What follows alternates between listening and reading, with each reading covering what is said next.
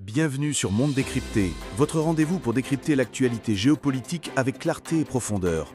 Aujourd'hui, nous abordons un événement qui fait trembler l'Europe. Des drones russes ont frappé la Pologne et la Roumanie, deux pays membres de l'OTAN, dans une escalade sans précédent. Ces attaques, survenues dans la nuit du 20 août 2025, coïncident avec le démenti brutal de la Russie sur les pourparlers de paix orchestrés par le président américain Donald Trump. Ce revirement a conduit Trump à abandonner 6 mois d'efforts diplomatiques et à appeler l'Ukraine à passer à l'offensive contre la Russie. Dans cette vidéo, nous allons analyser ce qui s'est passé, pourquoi ces événements sont cruciaux et ce qu'ils signifient pour l'avenir de l'Ukraine, de l'OTAN et de la sécurité mondiale. Alors restez avec nous et n'oubliez pas de vous abonner pour ne rien rater de nos analyses. Commençons par les faits, qui sont alarmants. Dans la nuit du 20 août, un drone Shahed de fabrication iranienne, utilisé par la Russie, s'est écrasé dans un champ de maïs près du village d'Ossini, à 100 km au sud-est de Varsovie, la capitale polonaise. Selon le ministère polonais de la Défense, cité par France 24, l'explosion a laissé un cratère de 50 cm et endommagé des fenêtres à proximité, sans faire de victimes. Les autorités polonaises, dont le ministre de la Défense, Władysław Kosiniak-Kamysz, ont qualifié cet incident de provocation délibérée de la part de la Russie. Ce n'était pas un accident. Le drone a pénétré profondément en territoire polonais, un membre de l'OTAN.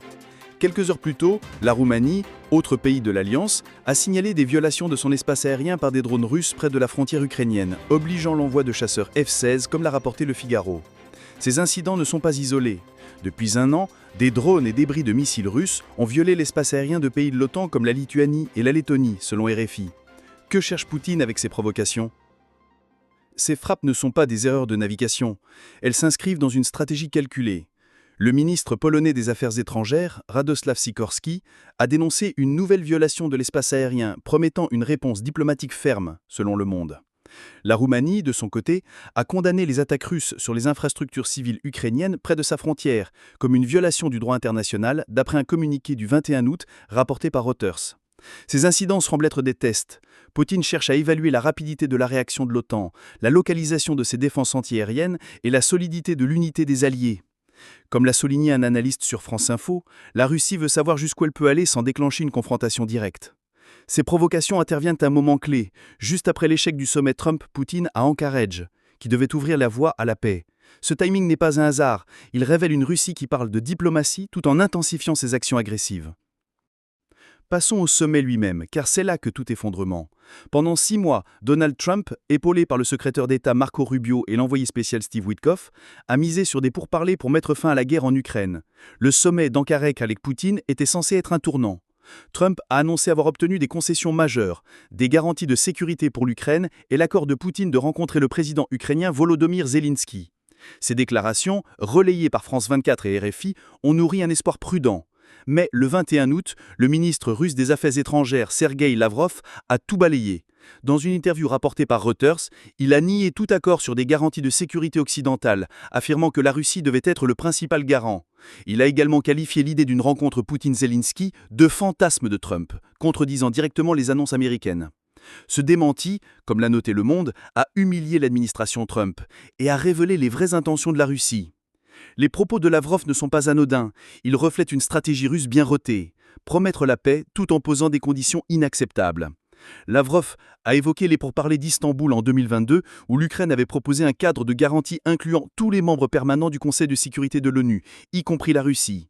Mais, comme l'a expliqué RFI, la Russie exige un rôle central, ce qui lui donnerait un droit de veto sur la sécurité ukrainienne, rendant toute protection illusoire. Ce schéma est clair depuis le début de la guerre. Moscou fait des promesses, impose des conditions intenables, puis gagne du temps. En niant la rencontre avec Zelensky, Lavrov expose un autre calcul. Poutine, qui nie la légitimité de Zelensky et l'existence même de l'Ukraine comme nation, ne peut se permettre de négocier d'égal à égal sans contredire sa propre propagande. Cette duplicité, comme l'a analysé Le Figaro, vise à semer la confusion et à maintenir la pression militaire. La réaction américaine a été immédiate et marquée. Face aux démentis russes et aux frappes sur l'OTAN, Trump a annoncé le 21 août via un message sur Trust Social, relayé par Le Point, qu'il abandonnait les pourparlers de paix. Dans ce message, il a qualifié la Russie d'agresseur et appelé l'Ukraine à frapper à l'intérieur du territoire russe, une rupture avec la politique de retenue de l'administration Biden. Trump a écrit « Il est impossible de gagner une guerre sans attaquer le pays de l'envahisseur. Biden interdisait à l'Ukraine de contre-attaquer. Où cela nous a-t-il menés ? Il a accompagné ce message d'une image de lui pointant Poutine du doigt, évoquant une photo célèbre de Nixon face à Brejnev en 1972, comme l'a relevé Le Monde. Ce parallèle suggère que Trump veut se poser en tant que leader ferme, prêt à forcer des concessions par la force, comme lors des traités antimissiles de la guerre froide. Mais les mots suffiront-ils? L'escalade militaire russe donne du poids à ce virage.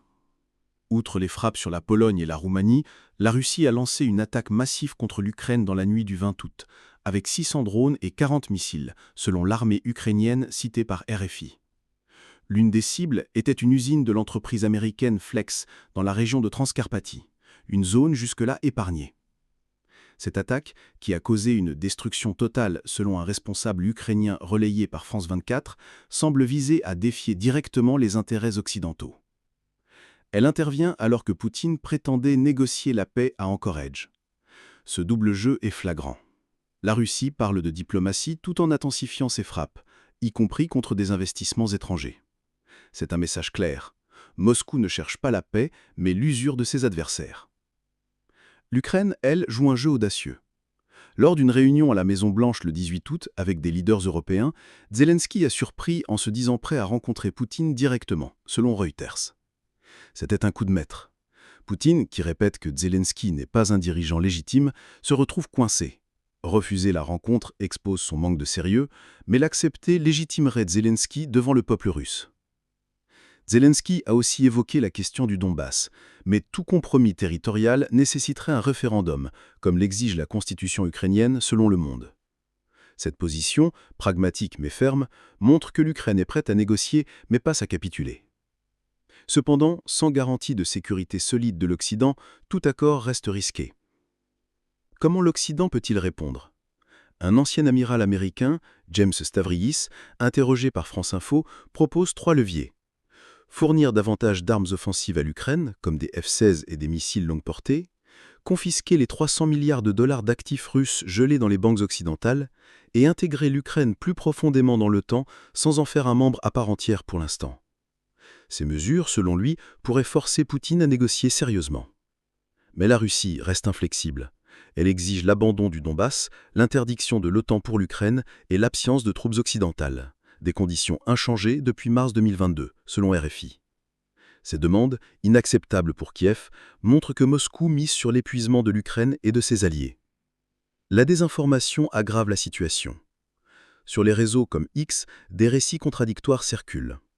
Certains affirment que Poutine veut un cessez-le-feu, d'autres qu'il exige une capitulation. Un post du 18 août, analysé par Bellingcat, prétendait faussement que Zelensky avait cédé la Crimée, une rumeur démentie par Kiev. Ces campagnes, comme l'a noté Le Monde, visent à diviser l'opinion publique et à affaiblir le soutien à l'Ukraine. Pour vous, spectateurs, restez vigilants, vérifiez les informations auprès de sources fiables comme France 24, Reuters ou les déclarations officielles. La guerre de l'information est aussi cruciale que celle sur le terrain. Quel avenir pour ce conflit? L'abandon des pourparlers par Trump marque un retour à une logique de confrontation. Autoriser l'Ukraine à frapper en Russie, comme il le suggère, est un changement majeur, mais risqué. L'Ukraine manque de ressources pour des offensives prolongées sans un soutien massif, et des frappes en Russie pourraient provoquer des représailles, peut-être contre des pays de l'OTAN. Les leaders européens, comme Emmanuel Macron, appellent à des sanctions renforcées selon le Figaro, mais la cohésion occidentale est fragile. Les pressions économiques, comme la hausse des prix de l'énergie, alimentent des mouvements populistes en Europe, selon Le Monde. La Russie compte là-dessus pour fracturer l'unité.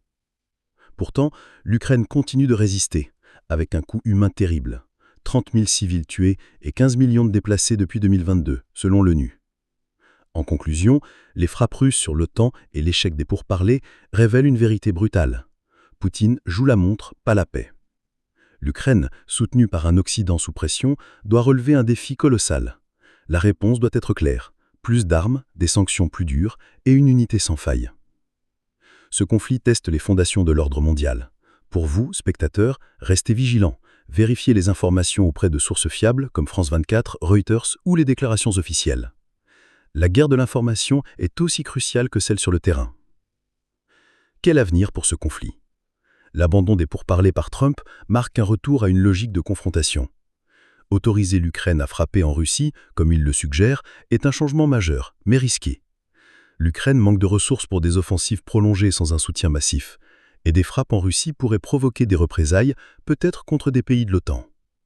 Les leaders européens, comme Emmanuel Macron, appellent à des sanctions renforcées, selon le Figaro, mais la cohésion occidentale est fragile. Les pressions économiques, comme la hausse des prix de l'énergie, alimentent des mouvements populistes en Europe, selon Le Monde. La Russie compte là-dessus pour fracturer l'unité. Pourtant, l'Ukraine continue de résister, avec un coût humain terrible. 30 000 civils tués et 15 millions de déplacés depuis 2022, selon l'ONU. En conclusion, les frappes russes sur l'OTAN et l'échec des pourparlers révèlent une vérité brutale. Poutine joue la montre, pas la paix. L'Ukraine, soutenue par un Occident sous pression, doit relever un défi colossal. La réponse doit être claire. Plus d'armes, des sanctions plus dures et une unité sans faille. Ce conflit teste les fondations de l'ordre mondial. Pour vous, spectateurs, restez informés, vérifiez vos sources et partagez vos réflexions. Quelles sont vos analyses? Trump peut-il forcer la Russie à reculer ou sommes-nous face à une escalade sans fin? Laissez vos commentaires et abonnez-vous pour ne pas rater nos prochaines analyses. Merci d'avoir suivi cette plongée dans une crise qui nous concerne tous. Si cette vidéo vous a éclairé, abonnez-vous et activez la cloche pour plus de décryptage. On se retrouve bientôt pour faire le point sur ce conflit et ses enjeux. À très vite.